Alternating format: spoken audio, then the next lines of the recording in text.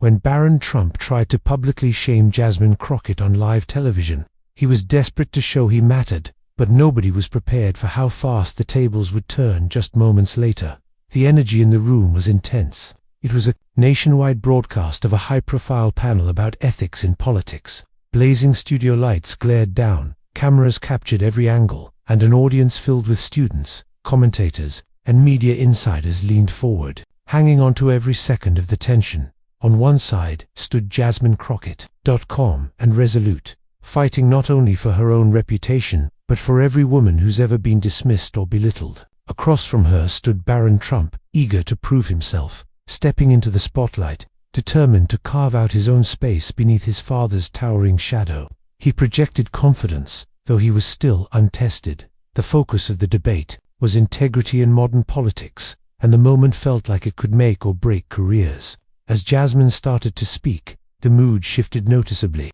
The moderator barely finished the opening question when Barron leaned in, eyes sparkling with provocation. "So, Congresswoman Crockett," he sneered, "how does someone with your background become the face of ethical leadership, hairdressing before law school?"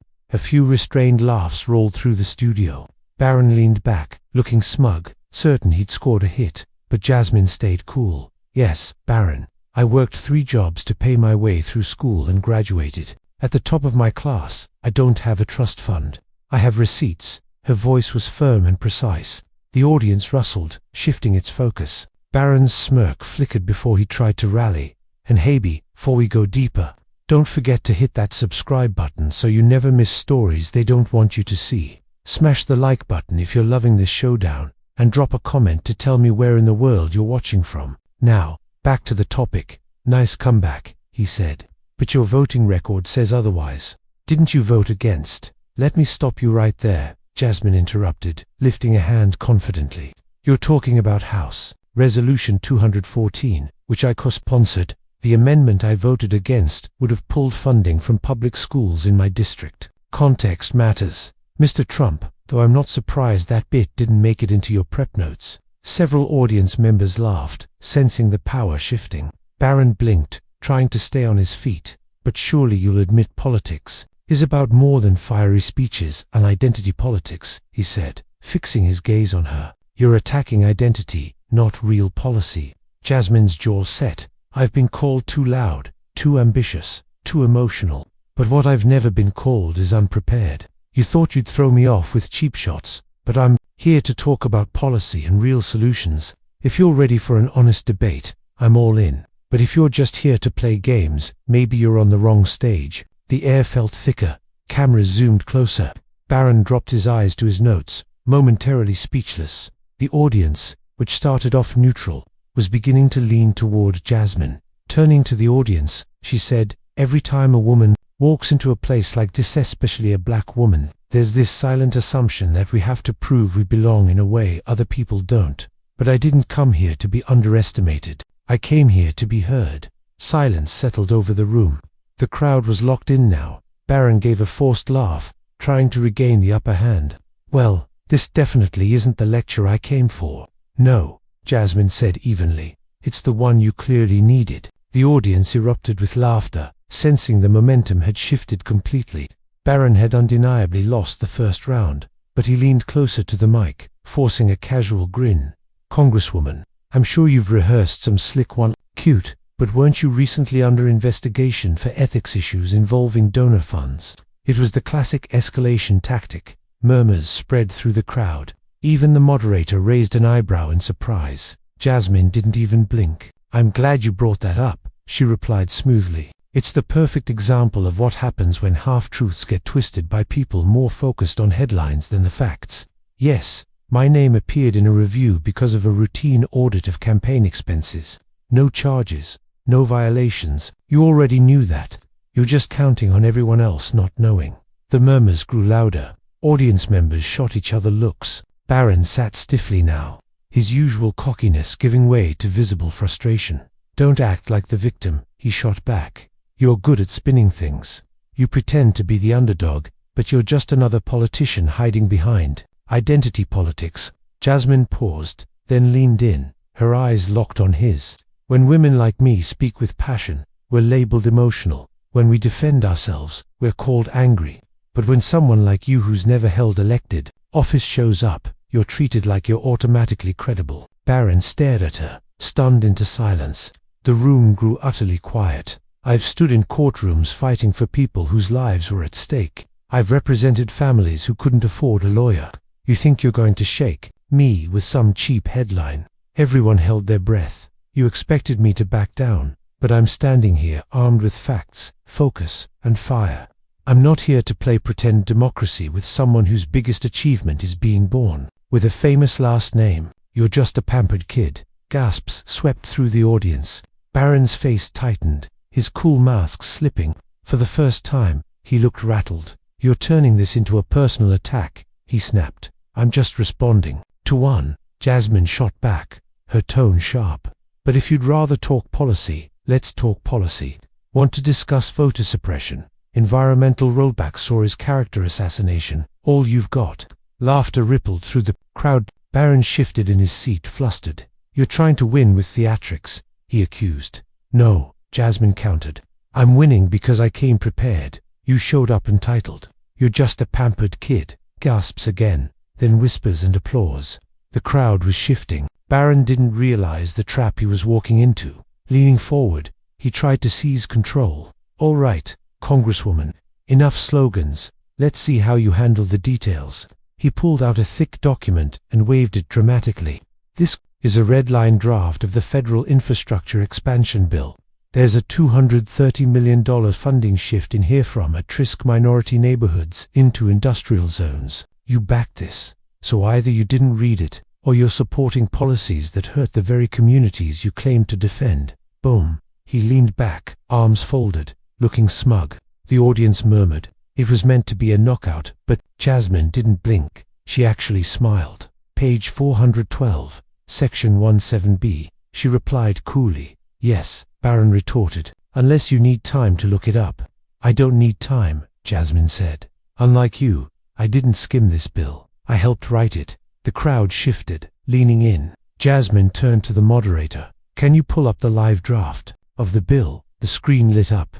Jasmine stepped forward, pointing directly to the text. "This is the section he's talking about, but he left out that it's a temporary reallocation during emergency surplus years. And if he'd read footnote C, he'd know those funds go right back to flood-prone areas once FEMA confirms the need." Silence fell over the room. Jasmine turned to Barron. "You cherry-picked a single sentence and ignored the clause that destroys your entire claim. That's not debate. That's deception." A stunned gasp rolled through the crowd. "And you also left out the amendment.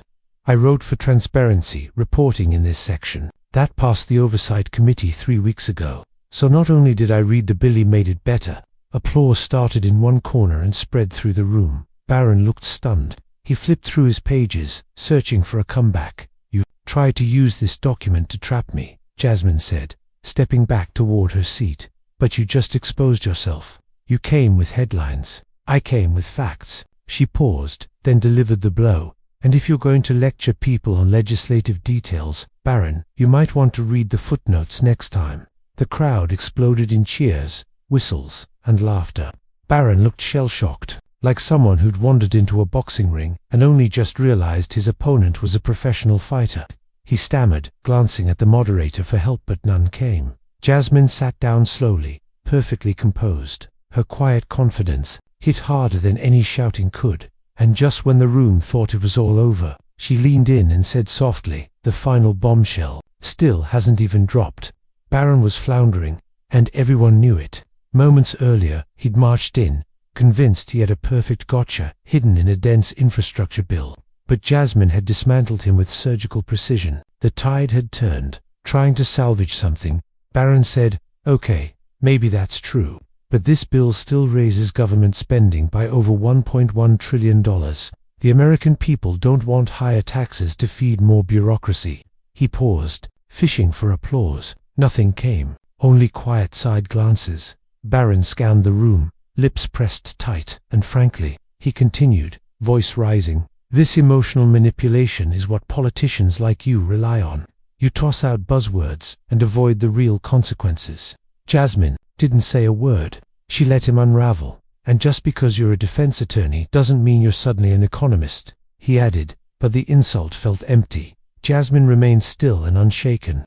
She let the silence stretch for a moment, letting it speak louder than words. Then, leaning into the mic, she asked, "Do you hear that? That's silence," she said calmly. "That's what it sounds like when someone runs out of facts and starts reaching for distractions." The audience reacted instantly. Soft laughs, nods of agreement, then rising applause. Turning to Barron Trump, she locked eyes with him. "Let's get something straight. You say you care about the national budget, but when your administration handed billions in tax breaks to the richest 1%, you had nothing to say." Silence. Barron shifted, clearly uncomfortable. "And now, you want to pretend that reinvesting in infrastructure and clean water is somehow reckless." She faced the audience again. "Here's what I've noticed. Every time we talk about helping working people, suddenly it's too emotional, too aggressive. But when corporations drain our neighborhoods dry, nobody says a word." She paused, scanning the room. Some people are just more comfortable with injustice than they are with the truth. The applause was louder now, full of energy. Barron raised a hand to interrupt. "If I could." Jasmine calmly raised her hand too, cutting him off without raising her voice. "You've had most of this segment. I listened while you mocked my qualifications, threw little jabs, and talked down to me. I let it slide, thinking you might actually offer something meaningful." She took a breath. "But all I've seen is someone more concerned with protecting a last name than telling the truth. And America is tired of that." The energy shifted. Even the cameramen were smirking. Barron blinked, flustered.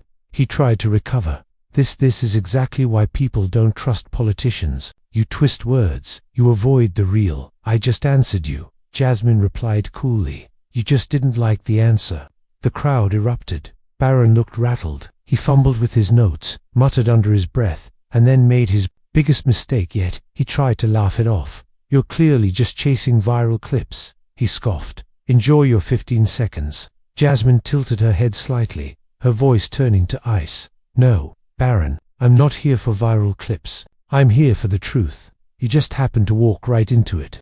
The room exploded. Applause, cheers, standing ovation level reaction. That line didn't just land, it hit like a knockout punch. Barron sat frozen, drained of confidence, no comebacks left. Jasmine didn't gloat. She stayed seated, collected, calm. She looked to the audience once more. "In the end," she said, "truth, merit, and intelligence always rise above arrogance and manipulation." The room fell into a thoughtful, respectful hush. We live in a time where loud voices get mistaken for leadership, where money is treated like morality, and where a last name is seen as more important than real experience. But real power, it's about standing on truth, fighting for the unheard, and speaking up even when it's inconvenient. No applause now, just silence, the kind that means something. She paused, looked down briefly, then back up with a softer gaze. "I didn't come here to go viral," she said. "I came here because people in my district can't afford their medication, because schools are falling apart, because whole communities are invisible to people in power." Then she added, firm and unwavering, "And when people like Barron Trump treat our lives like footnotes, it reminds me why we have to speak up every single time." Heads nodded. Some looked emotional. "Maybe tonight wasn't about winning a debate," she said. "Maybe it was about reminding you that no matter how loud things get, truth still matters. Facts still matter. You still matter." She leaned in slightly, one last time. "And now I want to hear from you," she said, looking straight into the camera. "Tell me in the comments, where are you watching from? If you're tired of being talked over, if you believe it's time to stop letting privilege silence the truth, don't stay quiet. Like this video, share it, start the conversation, and hit subscribe." With that, Jasmine stood, not boastful, just steady, unshaken. The image of Barron Trump walking off in silence while Jasmine Crockett stood tall stayed with viewers long after. Clips from the moment went viral. The mic drop, the line, the stare, the walk-off, and everyone was asking, did Jasmine Crockett just end Barron Trump's political career? Live on air? Maybe, maybe not. But one thing's for sure, she reminded the world that facts still matter.